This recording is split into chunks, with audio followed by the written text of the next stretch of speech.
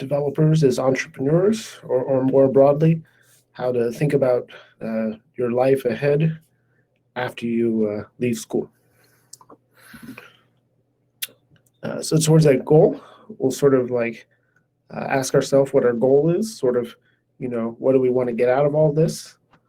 I had some thoughts on maybe where you could start preparing for work after school, some of the differences between school and work, some different ways to think about your career and your long-term plans. And then along the way, I think it's really important to think about how you're building your skills and continually improving. After we go through all that, I thought we'd talk a little bit briefly just about my thoughts on entrepreneurship, and sort of maybe I can sort of explain sort of how I got to where I'm at today, and maybe that'll be of value to you. And then finally, at the end, we'll look at some low-hanging fruit, things that I think you can do today in order to more easily prepare yourself for your future. So I think really, to me, I think the big question really is, what is your goal? Why are you doing all of this? I think if you understand the why, what your eventual hope to achieve is, then it's oftentimes very easy to work backwards to what you will actually need to do to accomplish that. So there's a saying in politics that what people want is money, then fame, and then power, in that order. I actually think there's a lot of truth to that sort of statement, but I think it's kind of perhaps a little bit of a negative way of viewing the world. So perhaps if we were to sort of rephrase these things, I would say that people want sort of financial security, just not worrying about where their next paycheck's going to come from. Influence and respect, people listen to you, value your input. And then finally, I think really, to me, power just comes down to work-life balance, not being able to say, take a day off work in order to solve a different problem in your life. So that to me is really a slightly more positive way of phrasing these things. The other thing I think is that the things that you want today are very often not necessarily the things you'll want tomorrow. And I think this is important to remember, because people will say, they want one thing, and then they finally achieve it, and then all of a sudden, either one, they have nothing left to live for, they've lost their entire purpose, or vice versa, they then decide something else entirely is their new life goal. But then finally, I think it's important to remember that you ultimately have to make your own decisions, make your own path, so to speak. And so you can't necessarily just be wanting what the people around you want. For example, your parents may have dreams. There are specific, list of things they want you to accomplish. But I think it's important to remember that ultimately, it's your life. You need to do that. The flip side of this, I think, is that oftentimes other people being, further or at a different point in life can oftentimes see way more clearly where you should go or what you should do next. And so this is part of why I think you should be talking to other people about your goals. So where to start?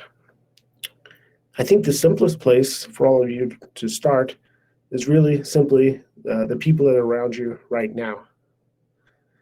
You're in school, and perhaps in school, you have kind of this mentality that you're competing with each other to get a good grade, that in order for one person to have the best grade, then somebody else has to not get it, we'll say. But I would suggest that these people around you are your best chance for getting a job down the road. You all may graduate shortly, we'll say, and a few may get jobs, but a few of you may not. But it is my belief that, like, in 6 months to a year, the people who've gotten a job, their boss or whatever will come to them and say, do you know anybody else that could work here? And this is the opportunity for each of you sort of to hold the door open for your peers. So if I was to give you one piece of advice, it's that you should all work together as a group, sort of do your networking now, because I think you'll find that the people you know in school oftentimes will go places in the world. If you can keep those doors open down the road, it'll pay off. The other big thing I think you could do is sort of try to get exposure to different tech and ideas. One of the joys of being in school is that you can try to do a lot of different things and sort of dabble with many different things. Oftentimes, whenever you get out into the real world, you're sort of expected to pick a single technology or area of technology and only work on that. So I think really one of the cool things about school is basically you can do a bunch of little bitty projects in a whole bunch of different areas, sort of talk to a lot of different professors, and by extension, you can sort of find something that really resonates with you. Internships are another really good trick if you can do them. In the real world, if you were to get, say, 3 jobs in 3 months, you would be viewed as being somebody sort of dangerous to hire, so to speak. Whereas if you, say, did 3 internships over a summer, you would be viewed as being some sort of go-getter, somebody who's really pushing the envelope of experience. So I think that's just something really interesting. The other good thing about internships is sort of that you're sort of working out in the real world, so you're kind of getting a little bit out of the school bubble and a little bit into the bubble of how businesses actually work, which is really valuable. It's a source of perspective as well. And then finally, I think if you look around you, you can find mentors, just people who are at different points in life than you.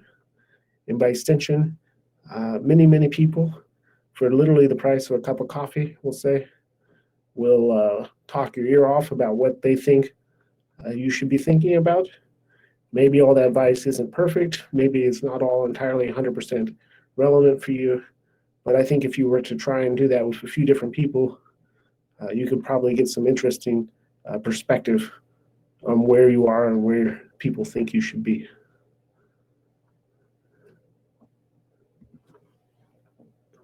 So school versus work.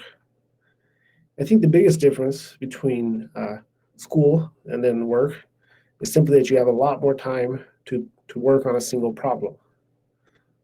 This can be really valuable, You can spend literally, say, a week or a month trying to solve one little tiny thing.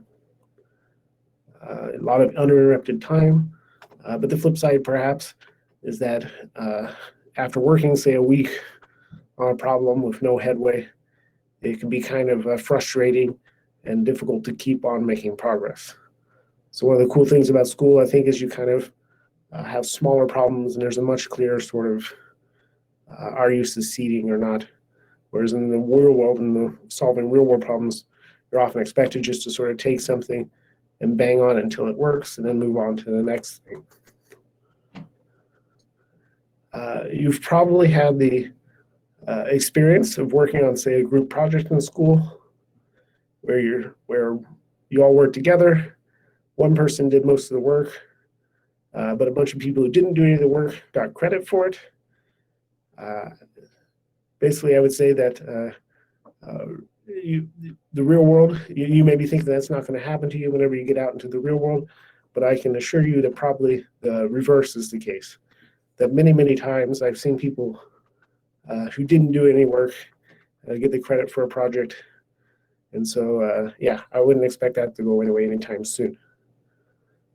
A large part of working together, I think, isn't so much the working together, it's just sort of politics, keeping people happy, keeping people in line, keeping everybody pointing in the same direction. This is just a really valuable skill for you to learn because, like I said, it's never going to go away. I think one of the big differences for businesses and stuff, in school, it's sort of, solve this problem. If you solve a certain number of problems in a certain amount of time, you get an A, we'll say. Whereas oftentimes in the real world, you'll solve the problem, and then halfway through, the problem will change into a different problem. And likewise, if the problem is genuinely easy to solve, then it won't be more than a few minutes worth of work, and things will quickly switch up to a slightly harder one. So it's sort of constantly not quite really understanding what problem you're trying to solve, and not really quite understanding clearly what the solution is going to be, I think is very much a common element of all this. And then finally, you may think, oh, good, I'm done with school. I'm never going to have to deal with books and learning things ever again. And I would quite politely laugh at you and tell you that your learning has only just begun. The real world, probably half the technologies that you're learning today will be obsolete in 5 years. And so it's going to be a constant theme in your career that you're going to have to periodically rebuild yourself from the ground up, relearn new subjects and techniques. And so by extension, I think if you can have a process for learning, understand your process for learning, and then ultimately keep that process going, I think you'll be able to prepare yourself well for the real world.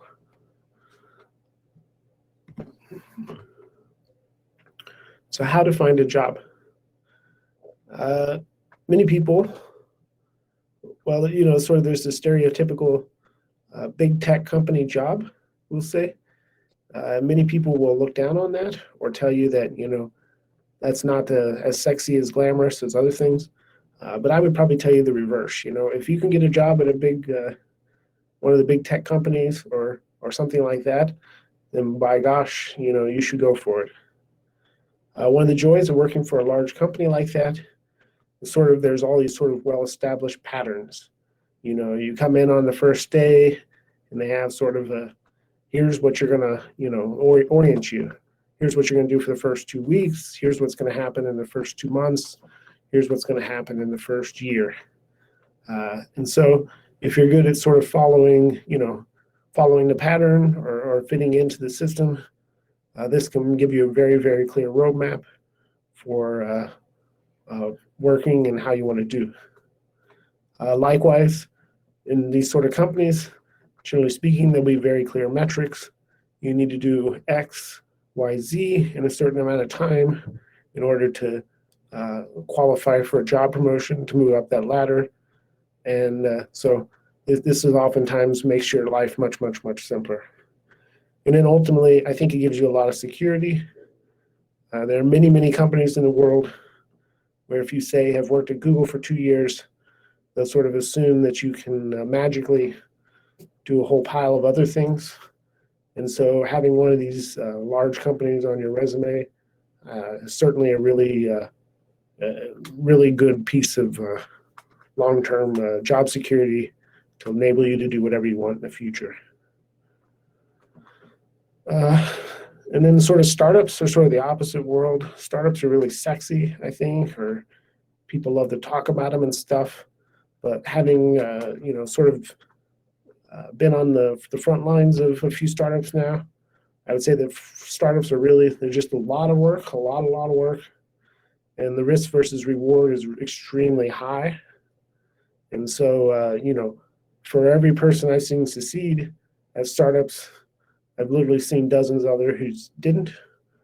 And so, you really need to understand you're kind of getting into sort of a lottery and not believe that, you're going to be the one that magically breaks conventions and stuff. One thing that is cool about startups is basically that you get to wear many hats. Since there's not really clear defined processes and work, you can sort of take on as much responsibilities as you like, for better or worse. Sometimes people take on too much and it ends up coming apart. But on the flip side, if you work for a large company, oftentimes you'll literally only work on, say, one widget or one screen of an app. Whereas if you work at a startup, you can, literally deliver an entire product yourself. Probably then the other big piece of advice I would give you is not to pigeonhole yourself, so to speak, not to sort of, think that you can only do one thing and sort of that's all you're going to be doing for the rest of your career. And the other flip side of this, I think, is that you shouldn't sort of take the path of least resistance. Just because you're good at one particular thing doesn't necessarily mean that that's what you should plan on doing forever.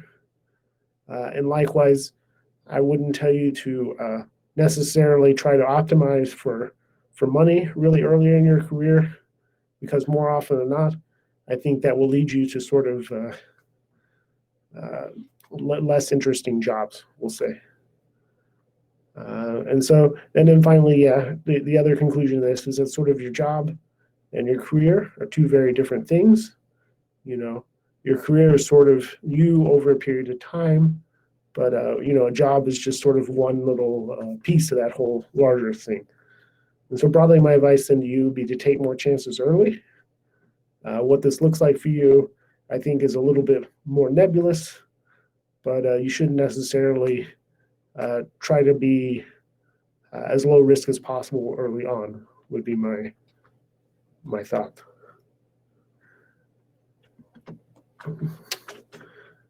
And so then I think personal skills, these are sort of things that all you should do, or rather, no matter what job or career you end up doing, I think these are all just sort of valuable tools to have in your tool belt.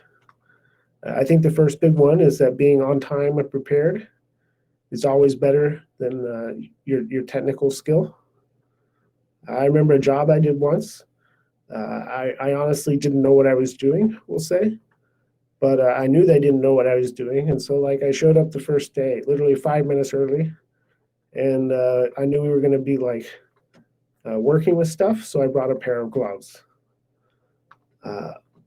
Literally then, I wasn't the first person there. There were some other people there, but literally a bunch of the other people that were working on this project showed up 5 minutes late, we'll say, and they weren't prepared. They didn't come prepared to do sort of any sort of real work.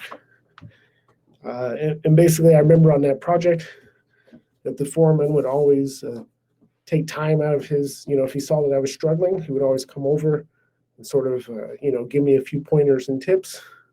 And likewise, there was a bunch of people on that project who really, really worked hard after that first day. But, that foreman really never, ever gave him a second chance in his eyes. Likewise, I personally worked on a project once where I came in the first day and basically made the boss angry. And literally after that, nothing I could do could really change things. And so I ultimately had to move on from that place. Which sort of brings to my second point, first appearances are really, really important. I wouldn't tell you necessarily to wear a suit, don't overdress, so to speak, but I'm always surprised at how many people don't really, take their appearance seriously. And so they, sort of look scruffy, and then they get treated like they're scruffy, and they're surprised by this, So I would tell you sort of to observe the other people and try to, fit into your environment. You don't necessarily want to outshine everybody, but on the flip side, you certainly don't want to be sort of the worst dressed person there.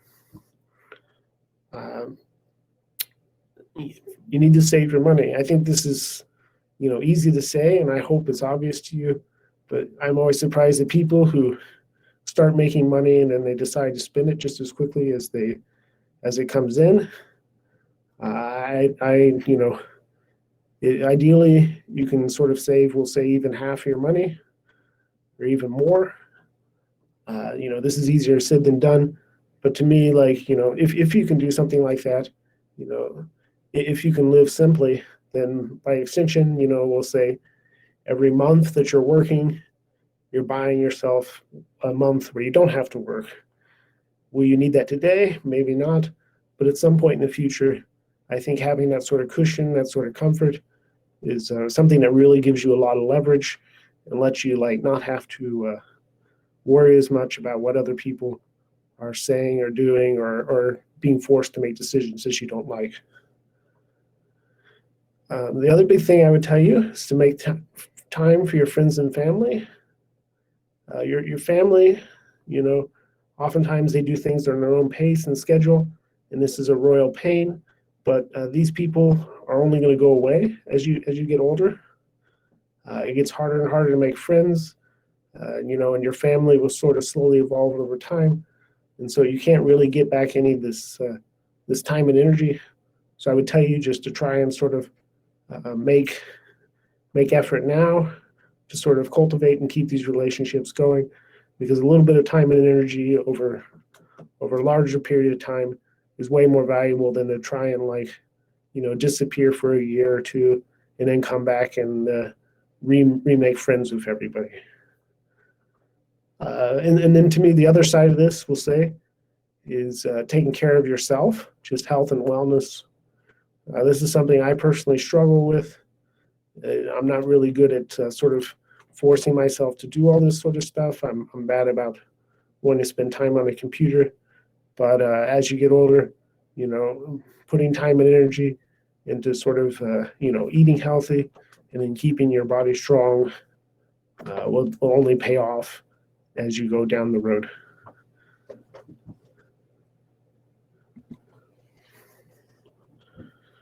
So there's this concept of sort of the 10x engineer, we'll say. The engineer that's 10 times as better as the other people around them. People will tell you this isn't possible or that's just a myth. I think that's wrong. I've 100% have seen, people who can do stuff at a significantly, an order of magnitude higher skill level than the other people around them. So, this is 100% a real phenomena. But having said that, many people sort of say, okay, in order to be the 10 times engineer, then I need to maximize my skill or be better than everybody else around me, sort of being a locus point or whatever. I think oftentimes the better way to be sort of a 10x engineer is, say you're working on a team of 10 people. If you can double the output of each person on that team, then literally, you've 10x'd, your individual contribution to the thing. I've worked on a lot of projects now, a lot of time over the years, and my experience is that no developer I've met doesn't have at least one or two holes in their technique, areas in which they can improve. And by extension, especially with newer junior programmers, it's very easy to spend, say, a few weeks or months working with them and make them 2 times, 3 times as productive. And so I think sort of doing something like this at this scale is 100% doable. Likewise, you start working in larger organizations, say if you have 100 or 1,000 people, if you can find a way to just improve everything by, say, 1%, compounded over that number of people, that size of an organization, likewise, these sort of things are very doable. There's a gentleman named Scott Adams who does the Dilbert comics, and he has this concept of sort of a Venn diagram of overlapping skill sets. He says, I'm not really that good of a comedian, we'll say, and I'm not really that great at drawing, but by putting those two skills together, all of a sudden I'm like really, really, really strong compared to everybody else. And so I think this is really important to sort of understand your own strengths and weaknesses, and then trying to cultivate a particular, little bitty subset or domain that you understand, where you can really understand that little piece better than everybody else. But I will continue that. That's saying that domain knowledge almost always beats technical expertise in my experience. This is something I've seen many programmers struggle with.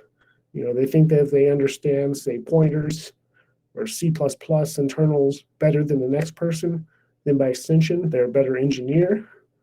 Whereas the other person who understands, why they're solving the problems can more often not run rings around these sort of people, And so that, I think, then leads to the big question, which is something I think you need to be aware of, which is just, how does the company make money? If you understand how the company makes money, then by extension, I think you can work backwards to how you can make the maximum impact upon that thing. To continue my thread from before, many engineers think that, if I just do a certain number of Jira tickets more than the other people, then by extension, I'm a better engineer. And then, but they don't really have the global sight or understanding of what's really going on in an organization. And so then, they're not really as making as much of an impact as they might think. And so I think an important skill then, like I said before, is just to always be learning. You need to be constantly cultivating new knowledge and techniques. For me, this just becomes sort of just a practice of sort of reading daily.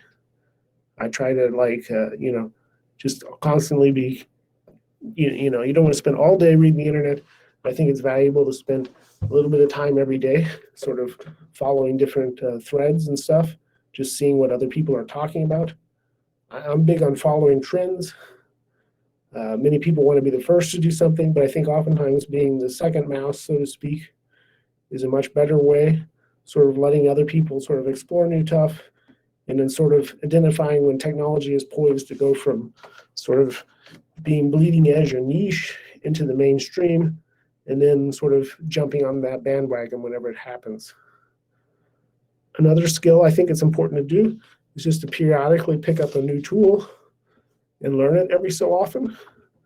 I periodically sort of try to learn new frameworks or new programming languages, not so much that I'm planning on using them, but just sort of to force myself to sort of think about problems in a slightly new way.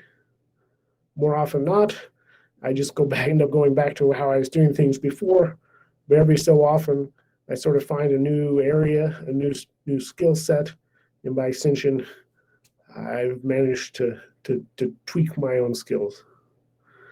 And so finally, I think the real crucial trick is just to sort of know yourself, understand what your weaknesses are, and then find up ways to sort of, minimize your weaknesses. And likewise, I think it's important to know what you're actually strong at, and to be confident in that and find ways to hopefully, make your strengths even stronger, or to double down on these sort of things.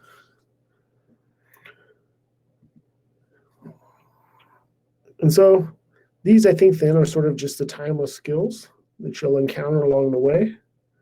I think communication is just literally one of the most important skills that you can work on, no matter where you're at in your career. I have a whole slide on this in a second. We'll come back for that one. Project and time management, I think, is just really, really important.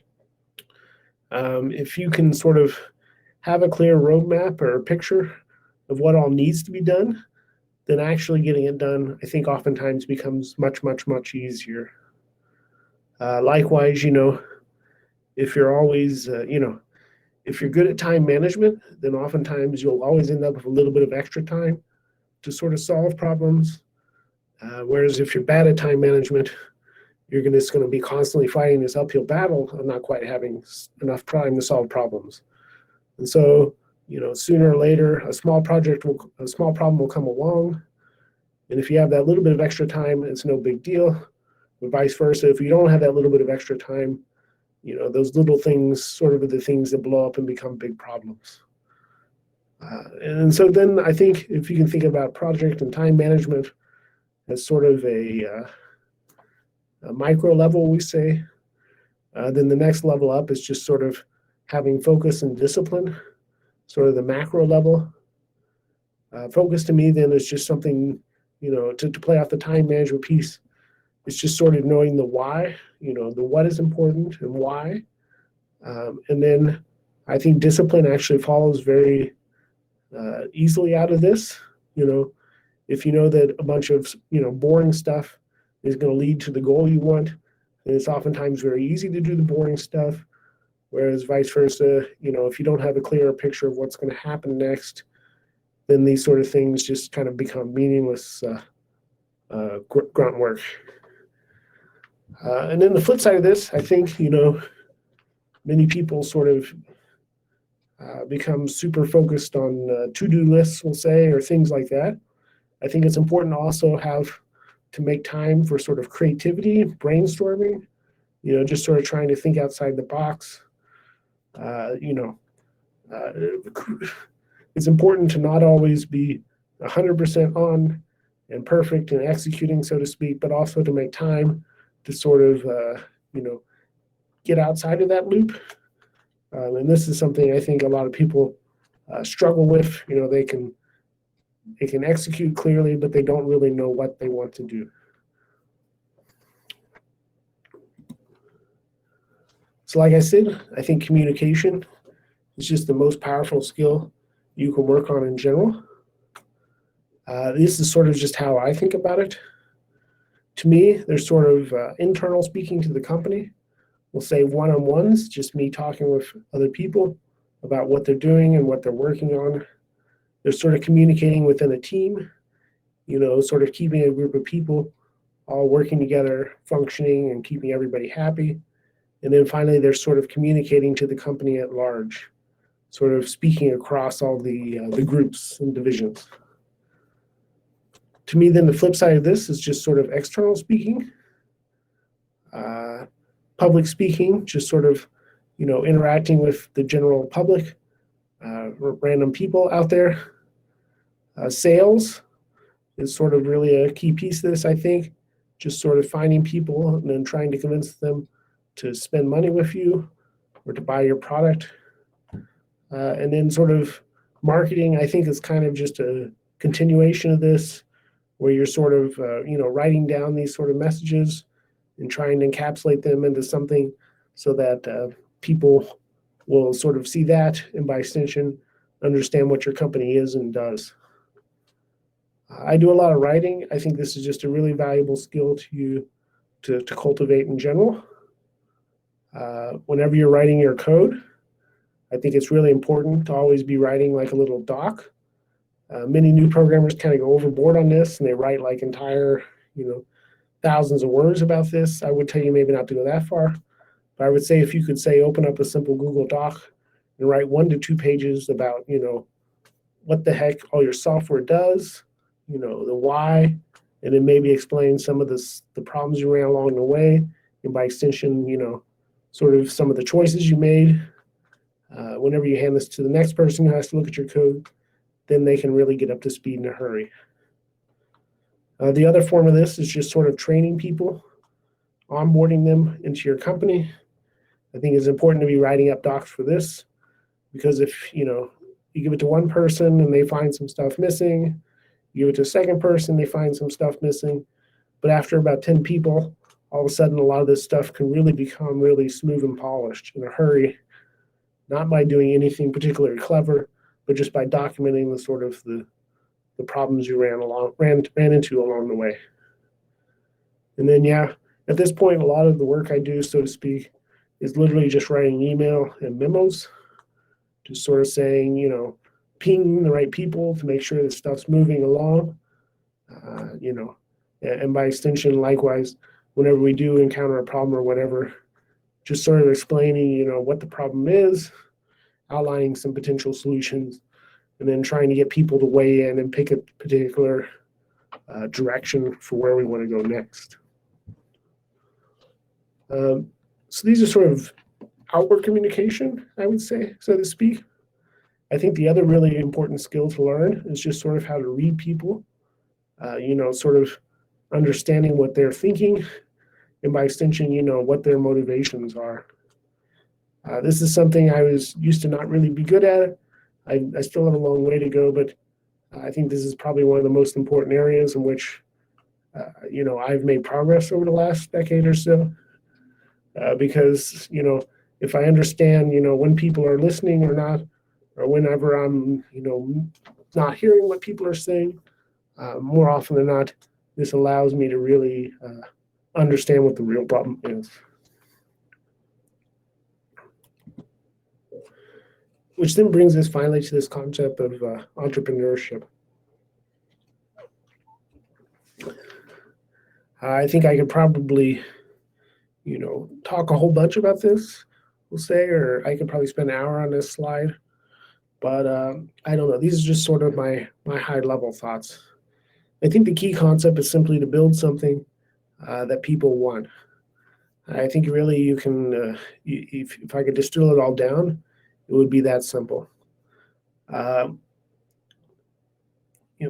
one thing most programmers do is they build something that they think is cool, or something that they want, but they don't really necessarily go out and do the market research or whatever to see what other people would actually pay for it. And by extension, they can build gigantic, beautifully complicated demos that never ever go anywhere because it's not something that anybody else other than them really understands or gets. So I would tell you to sort of, as soon as possible, sort of try to get other people to weigh in with whether or not you're going in the right direction. In order to build a product, you need capital. Most people think of this in sort of dollars, but I think actually the dollars are the cheapest part of the puzzle, we'll say, so to speak. I think the real things that you have to be careful with doing is just sort of your time and your energy. And so these are the things that more often than not, you can't get back. Time I just measure is literally, time that, beginning to end. Not how long you think you're working on it, but literally the day you started and the day it got done. That's just how I measure that. And then energy, I think you can oftentimes sort of, you can get people to try something, or you can call in favors to get a demo to work or get somebody to look at it. But long term, you have to have something that's sustaining itself, powering itself, if you're wanting to actually succeed. Which brings that elusive concept of product market fit, just sort of finding something that people actually want. But I think if you can find this, really everything else is doable, because if you have product fit, then in theory, your product's bringing in a certain amount of money, and then you can just spend a certain percentage of that amount of money on improving the product. And then either A, there's enough there to sustain the process, or there's not, at which point you need to rethink things. So to me, then, the key is just simply trying to do as many experiments as possible for the cheapest cost. Like I said, many people think about this in terms of dollars, but I think oftentimes, one of my frustrations is whenever companies will say, build something in-house or whatever, and they'll end up spending 6 months doing something, or have a programmer literally work on a project for 6 months to a year, whenever they could have just bought something off the shelf for literally $1,000, we'll say, and solved the problem that way initially. And then finally, you have this sort of concept of market research. There's sort of this stereotypical, we'll say, MBA that says, here's the market, here's the percentage we think we can get. And so therefore, we can raise the money in order to get it, solve a problem. But my experience is oftentimes that the low-hanging fruit has usually been picked and that sort of thing. And so oftentimes these sort of business plans only make sense in retrospective, or only look correct down the road. And then the other element of this is sort of just getting weird, or getting off the beaten path. Sometimes, today's bleeding edge technology that nobody's interested in can become tomorrow's, new hotness. And so rather than trend chasing, sometimes it's sort of valuable to sort of, strike out in your own direction, sort of try to solve some problems that aren't on anybody else's radar before they get there. And more often than not, then you start to uncover the fundamental problems before anybody gets to them. And by extension, in theory, you can get ahead of the market. And so, like I said, I've worn many hats at this point in time. These are a few of the sort of things I've done. At one point, I did a lot of our coding, just literally, I was coding alone, just building apps, putting them on the App Store. We started working, I started working this company. We got some more people. So I kind of became like a senior programmer, we'll say. I would sort of cut up an area for one person, cut up an area for another person. And then my job was simply to try and sort of make them meet in the middle or sort of glue everything together, so to speak. From there, started just managing sort of the architecture of stuff we would work on. I would kind of come in and build out sort of a backbone for our app, and then other people could work on top of that. In order to do this, oftentimes I sort of started having coordinating with, say, back-end and front-end teams. So start managing projects at a higher level, where you're just sort of trying to get all these people in the room, get everybody working, on the same common set of assumptions. But at some point, I evolved out of that, so to speak, and now I just sort of sit on the sidelines for the most part and sort of just observe things as they go by. Teams, just sort of keeping an eye on the teams and making sure that they're moving in the right direction is sort of a lot of what I do now. We hire people, and so just trying to make sure that we're hiring the right people, continuing to add more technical talent to our team, but not necessarily get the wrong people or, try to hire too fast and by extension not hire the right people. That's kind of a problem. But a lot of what I would say I do now is just sort of prioritization, just sort of talking to people about what they're working on and sort of making them suggestions about what they should think on next, just what they should be looking at. And then perhaps more broadly than that, we might think about having a roadmap, some sort of, quarterly goal or longer term vision of where we want to be. And then sort of saying, if we want to be at this certain point, what all do we need to do to get there? Sales was kind of a large piece of what we did in the beginning. So I did a lot of sales. I'm not going to claim to be very good at sales, to be honest. I know enough to sort of get a warm lead over the finish line, we'll say. But I can't really do the hardcore cold inbound leads or that style of sales work. On the flip side, I would say that if I say something's going to happen on a sales front, generally speaking, I can make it happen. And so I do think that that is the one advantage I have, that I can sort of, I don't really have to BS people, so to speak, on the sales front, because I can actually make sure that the cats get herded. Marketing to me then is sort of just the flip side of sales. If a sales is sort of listening to the customer and saying what they want to hear, the marketing then is just, to me, sort of writing down what they're wanting to hear or what they're looking for, and then putting that out as your brand message, so to speak, so that people who are looking for something are finding you without you actually having to hunt them down. And then recently, we've been working on building our own product internally. So I've been sort of trying to weigh in on how to make this product better, how to improve it on a day-by-day basis. But broadly, I thought I would leave you with, a joke of sorts, we'll say, but just where I am now. I don't really interact too much with our individual programmers on our teams that much more. I expect the project managers to deal with that for the day-to-day stuff.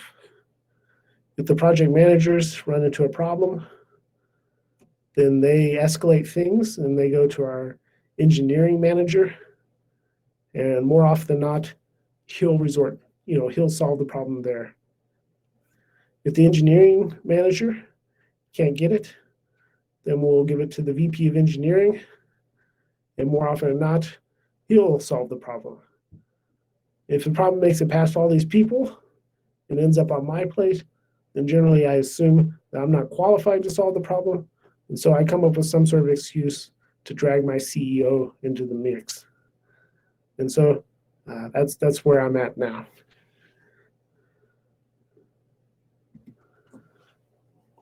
So here's some next steps I thought that you could do in order to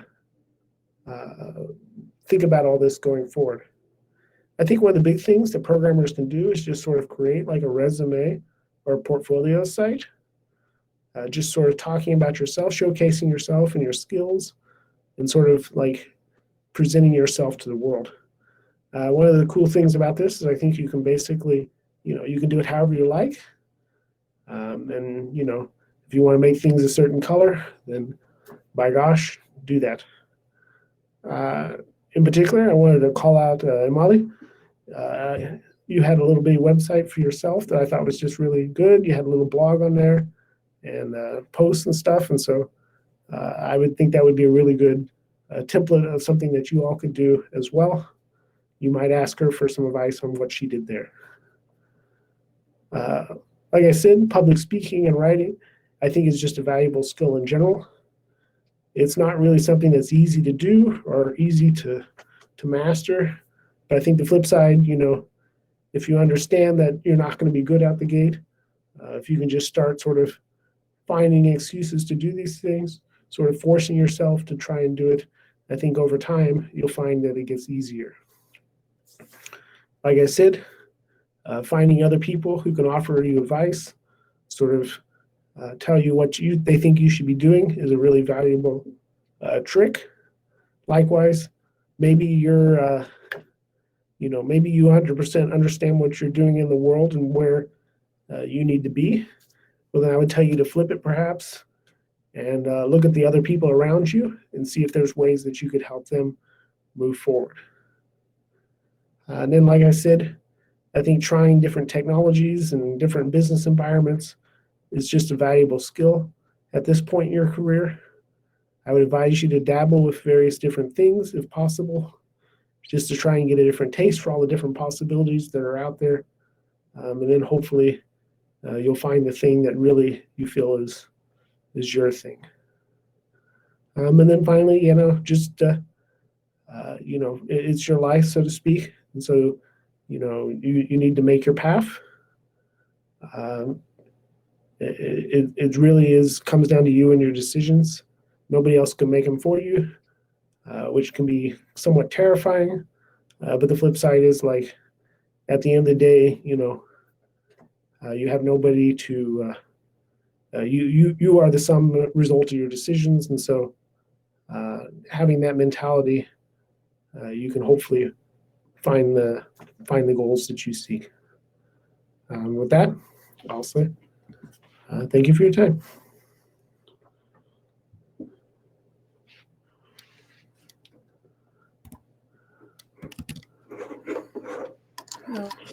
Thank you. I'm seeing next. If anyone has a question, you can start maybe answering that. I see Joseph person. Yeah, Joseph's asking if thinks that having a background in business as a field is valuable. I think there's a lot to be said for sort of like MBA style skills. I think a lot of programmers poo-poo management and stuff like that.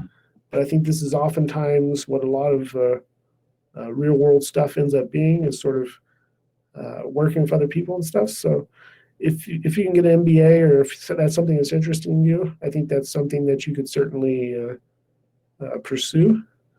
On the flip side, I think that you'll find that a lot of business is not stuff that they can teach in school, or rather, it's sort of dealing with conflicts and personalities and stuff like that. And so a lot of business knowledge is just sort of generic, seems the wrong word, but very broad advice, and the specifics are sort of really, I think, the key to success to business, and nobody can really give you a good, clean template for that. So, any other questions?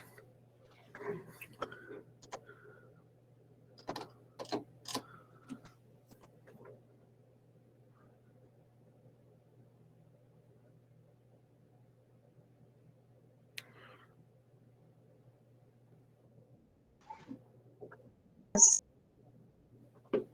don't know if you've spoken about this because my network was bad and I kept dropping out and coming back. But I would like to know when we're doing internships or applying for work outside of, almost as if job asks for experience, right? And my question is, how are you to see I have 2 years of social experience and let's say maybe having not how what's your whole thing? No, I think that's definitely an interesting question. And it's certainly one of these things where you kind of, you need a certain amount of experience to get the job, and then the job will get you the experience. So this recursive thing. There's a few different ways. One is you can work on your own projects, so to speak, find stuff like that, and then that can really open up doors. A lot of what we do is mobile development, and so periodically a programmer will come through our door that's literally written an app on their own. And it honestly doesn't have to be an amazing app, I would say, or, doesn't have to be something world shattering. But to me, if somebody has gone through all the hoops, we'll say, or the steps of building an app and actually getting up and running on the app store, I find that that's really, I'm 100% that person is really going to be able to succeed in our company. So that would be like the simple thing that I would suggest that you do. You might think about. I think I don't know what your coursework looks like at school, but I would think that having any of those sort of projects would be really of value. And so building a website, I think, is another really thing that's not terribly technically complicated that anybody should be able to do if you're serious about working in this field. But you can really sort of hopefully present sort of a interesting view of yourself, and by extension, get somebody willing to say, well, all right, I'll take a chance on this person. And then with respect to applying to companies, my experience is that sort of there's the front door, we'll say, the official application or review process. But more often than not, there's the back door, which is what I was trying to say in the beginning, sort of about, reaching out to your friends who are working in the field, trying to make those sort of lateral connections. Because more often than not, you'll find that those companies, if you know somebody on the inside, they'll be willing to sort of let you not necessarily have to jump through all the hoops, not exactly have to be 100% perfect in order to apply for the job.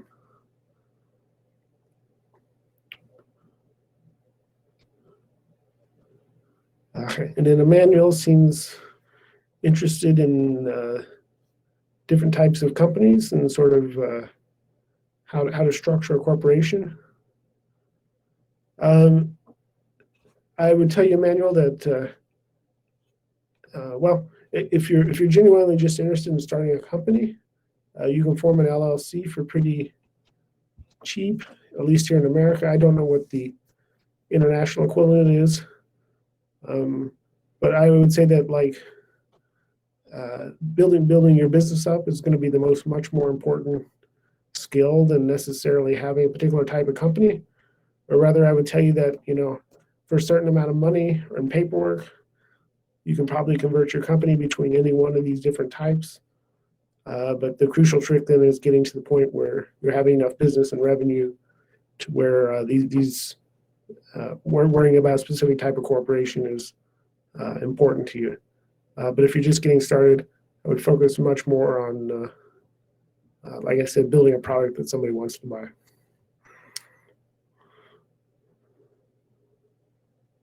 Would you advise a developer to have an understanding in different languages or to triple down on a specific language? That's actually a pretty interesting question. And I don't know that I necessarily have a specifically good example or a good answer to that. I feel like there's sort of different areas, there's back end, front end programming, and oftentimes, one language or another will sort of work for a particular area. So rather than specific languages per se, I would advise you sort of to have like a back end programming language and a front end programming language, have a couple different sets of styles, because then, you're able to sort of have foot in both of these different worlds. But the big trend I've seen, in general, is that ideally sort of people try to do everything in one language for better or worse, just because it makes everybody's lives much simpler.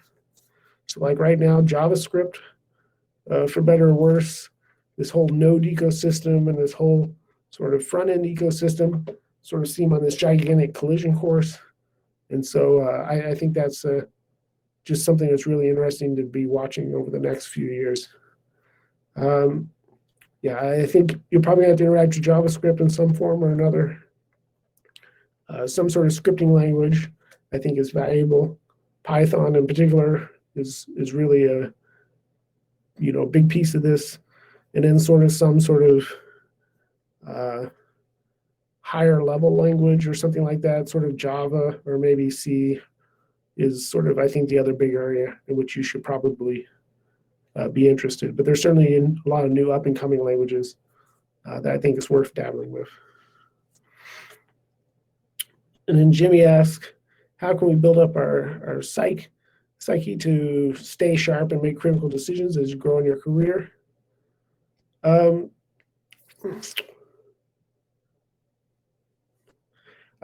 don't know if I have a good answer to that, Jimmy. I feel like having a sharp mindset or whatever, or being sharp is often downstream of being successful. And so if you're successful, then I think you can make decisions quickly, we'll say, critical decisions, so to speak. And if you're successful, even if you make a bad decision, you can sort of bounce back from it. Whereas, if it's all or nothing on a particular decision, then all of a sudden the stakes get much higher and it gets much harder. So I would suggest maybe, if you're going to work on, don't focus so much on making the right decision per se, I would say, but perhaps, focus on choosing quickly. And then likewise, if you choose wrong, knowing when to admit that you've made the wrong decision, or, knowing when to rethink things and sort of, changing your mind. I think if you can do those two tricks, I think you'll be able to handle whatever problems you encounter.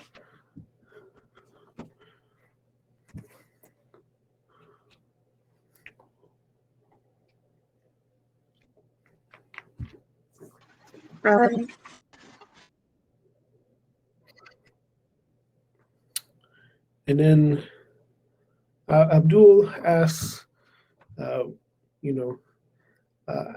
we started with coding apps and then publishing them. How is marketing sales crucial at the start of the life cycle of an app company product?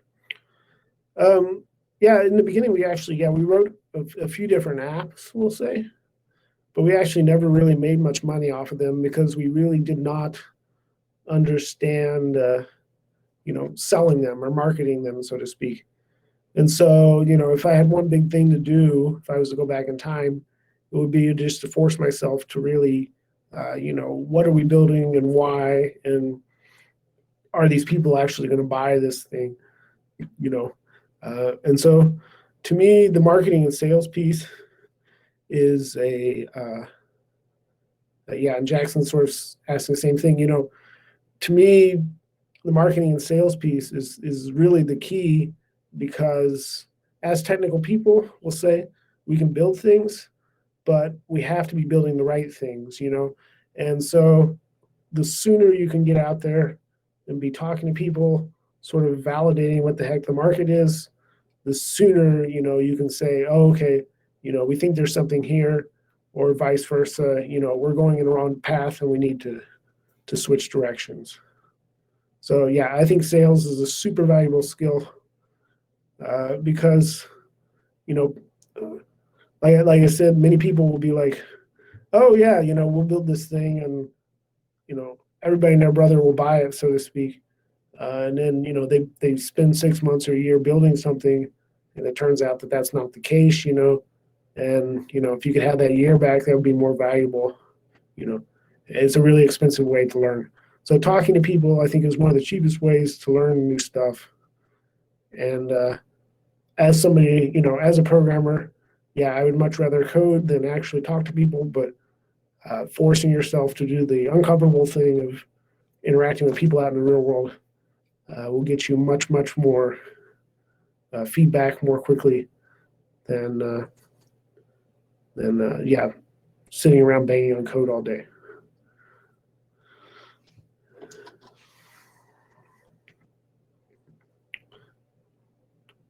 Yeah. And to be honest, yeah, if you want to go one step further, Jackson, I've known a couple of people who literally had sales jobs, just literally selling like radios and electronics and things like that. And I think that's really, they're really good at sort of handling rejection, handling people, they're just really good at that whole palaver or whatever. I don't know, the speaking part of the whole process. And, if I was to imagine a random thing to myself, I thought about literally just going out and getting one of those jobs where you sell knives at like a fair or something. I just think that'd be something interesting to do for a few weeks to sort of work out any kinks in my skill with respect to talking to people.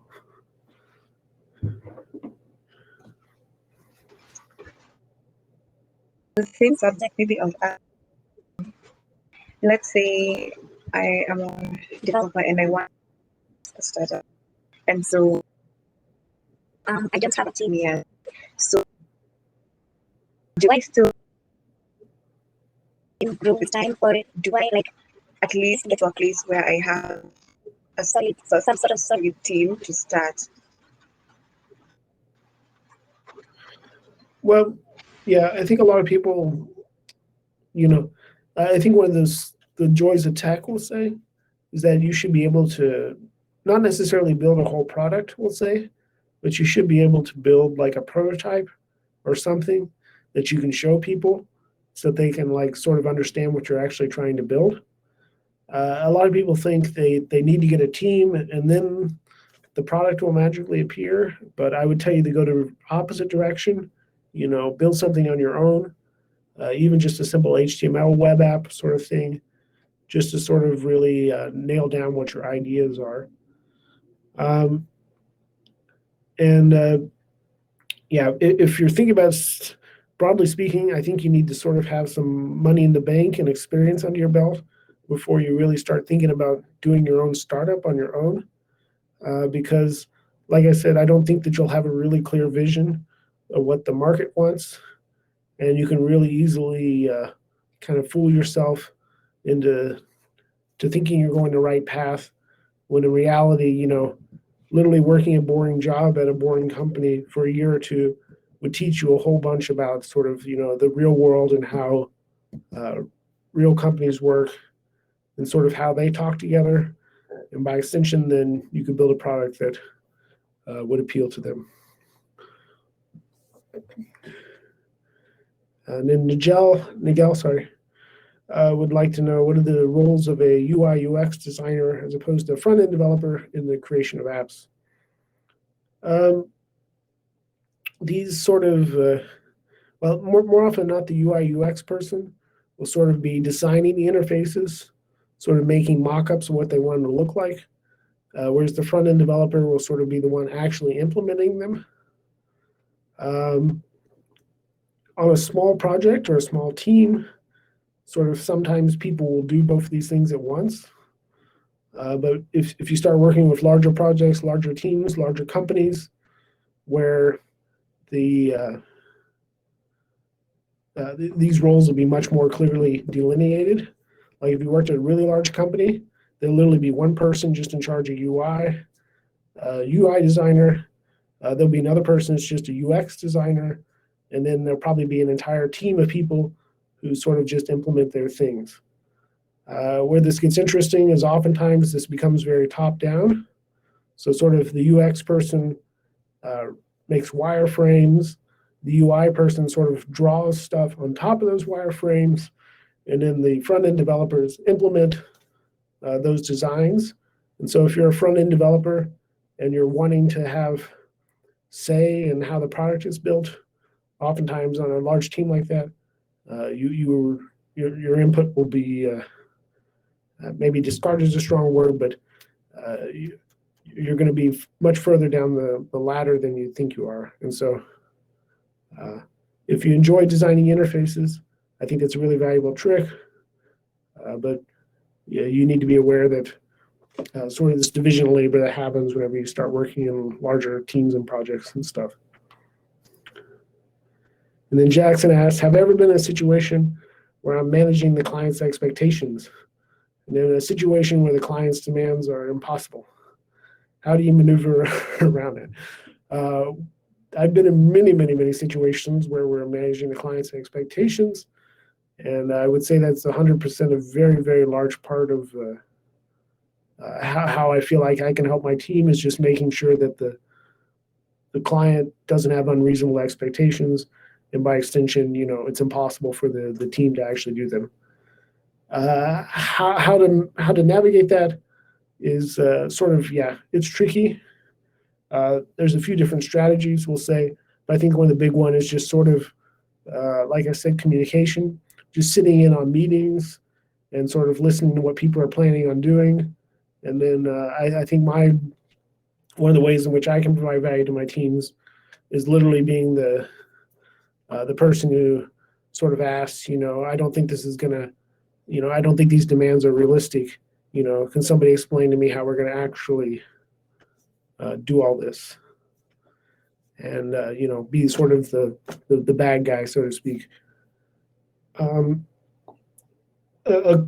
Impossible is a strong word, but oftentimes, clients, to use a phrase, they want it good, cheap, and fast, and then they sort of course, want everything optimized in all these dimensions. And so I think oftentimes if you can sort of reframe the problem and making them sort of pick one or another is oftentimes a really good strategy to sort of get them to dial back their expectations or, bring them closer to reality.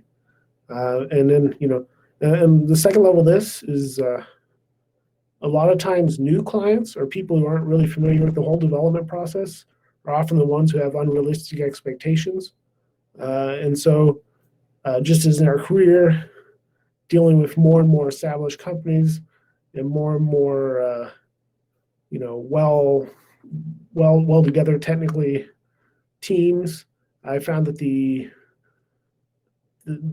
impossibility demands has actually gone down over time. And so this is less of an issue now than was in the beginning. But, there's this element of building up enough expertise to know when to push back, and it just takes time. Emmanuel asks, how is it possible to integrate different programming languages in a single project? Many projects we work have many different programming languages working together. One of the key tricks is simply having sort of APIs or whatever that allow the different pieces of the puzzle to talk together. You might look at technologies like gRPC and protocol buffers. This is often sort of like a common thing. And then building sort of APIs that can interact together smoothly over at, say, the microservice level is a certainly important skill today. The important technology to look at right there is sort of like GraphQL, which sort of adds a layer of indirection between all these microservices or services, so to speak, and sort of lets everybody find a common way to talk together. But finally, then, the big trick is documentation and getting them, making sure everybody's on the same page as to what is going on and why.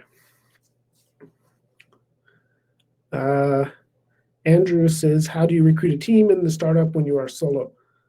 I think you have to work backwards, Andrew, which is to say, I think you have to build a product and sort of get some sort of funding or get somebody interested in, putting more time and energy in the project. If you have that, then I think you can work back to getting people working on it. But like I said, you can't get a team and then expect a team to magically produce a product. You have to build the product and then you can build the team around that. And then Jackson asks, from a management perspective, how do you ensure the team is meeting their deadlines and targets?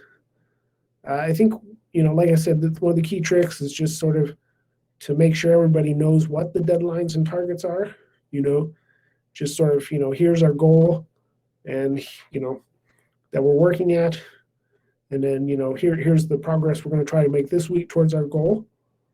And so then the second level of this then is just sort of, monitoring this over time, sitting in on meetings and sort of saying, is the team, are they on track to hit their goal? Are they, going faster? That's awesome. What are we going to work on next? And then, are they going slower? Where are they getting bogged down? And where are they getting, what's slowing the team down? And then once you're, once it's, this is sort of a gut feeling, but once you feel like the team's not going to hit their deadlines or their targets, to me then reaching out to your clients or whatever and, communicating with them, and so oftentimes one option is to sort of get them to dial back their expectations. They may not have realized that everything they wanted was as easy, as hard as they may have thought it was. So oftentimes, the clients can say, well, we don't need all this. We only need 80% of this. And by extension, you can cut your team's workload in half. And then the other level is internally. Sometimes I can play games where I sort of shift people around to sort of get a little bit more help on something for a very short term sort of style thing. If we think it's just sort of needing a little bit more people banging on something short term in order to make sure that everything reaches the eventual goal. But to continue all this, then the sooner you can detect all this stuff, the better. And so the real trick then is to sort of tell when the small fires are going to become big fires before they become the big fires. So you can make a small correction now, which over time will, get your team to where they need to be.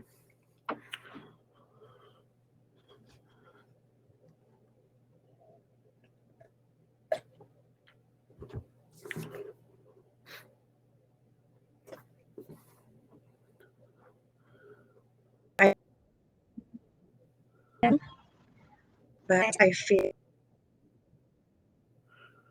answer a lot of our concerns, and thank you so much because we're learning a lot, especially from your kind of perspective. A lot of things that we think about in this kind of industry, we are sort of assumed, and I am grateful that you've been able to clear that up. Before I finish, I'm just saying one question. You can ask the last question and then we can close. Sure. Yeah, Manuel, you need to know Dart in order to work with Flutter. And then you'll need to understand how to work with Android Studio. And then depending on what you're wanting to do in Flutter, you may have to interact with the low level, the stuff that Flutter's calling out to. So you may need to look at the Android APIs proper. And if you're using the iOS form of Flutter, you may need to understand the iOS APIs proper. So with that, I'll say thank you all for listening, and thanks for having me.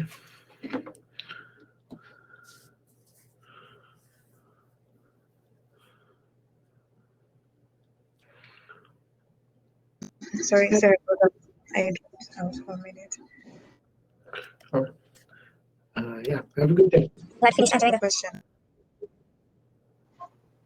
I thought it did. Thank you so much for coming. I hope we can have you for future sessions again. I'm happy to talk if you all would like, so just let me know. Thank you.